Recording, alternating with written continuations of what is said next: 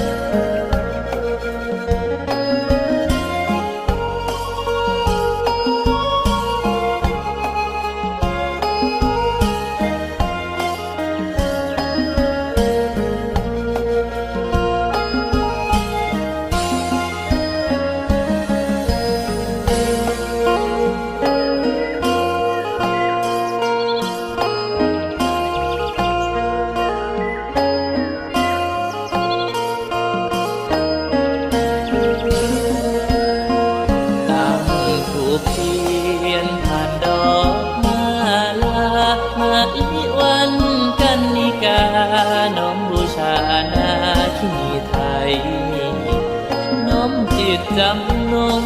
ประสมดังสมตั้งใจ ลูกขอบารมีไทยคุ้มดวงใจปกสกลกายลงพระพายสอดสายหลังสีอันเชิญญานาคินีสีปทุมมาพยาบุญไทยแห่งหวังนาคินคำชะโนดอันยิ่งใหญ่ทรงด้วยน้ำพระไทยเมตตาในมนุษย์ทั้งปวงย้อนดวงใจคนิ่งหาทั้งศรัทธาและพร้อมธรรมสิโลลาปราบยาคำโอเดพระคุณเอ๋ยเจ้าผู้งามจังแก้วเมตตาแลคือจังหวาเจ้าญาองค์นาคีผู้สร้างรอบารมีญาติโนสร้างสมย่อเป็นบุญล้นให้คนได้ดอกเพิ่ง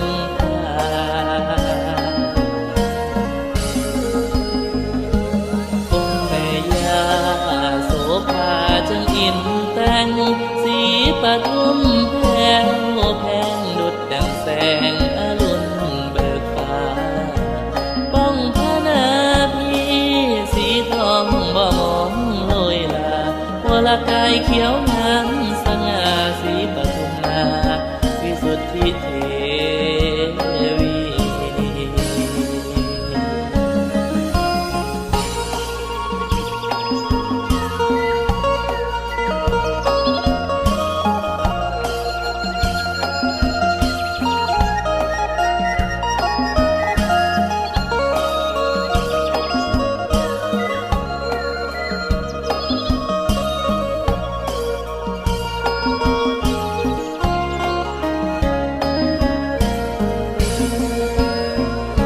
ย้อนดวงใจคนิ่งหาทั้งศรัทธาและพร้อมธรรมสิโลลาปราบยาคำโอเดพระคุณเอ๋ยเจ้าผู้งามจังแก้วเมตตาแลคือจังหวาเจ้าญาองค์นาคีผู้สร้างรอบารมีญาติโนสร้างสมย่อเป็นบุญล้นให้คนได้ดอกเพิ่ง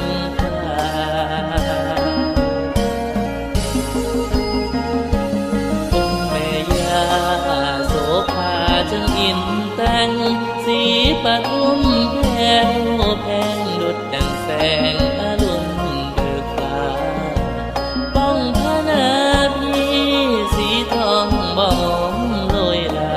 วรกายเขียวงามสง่าสีปทุมมาวิสุทธิเท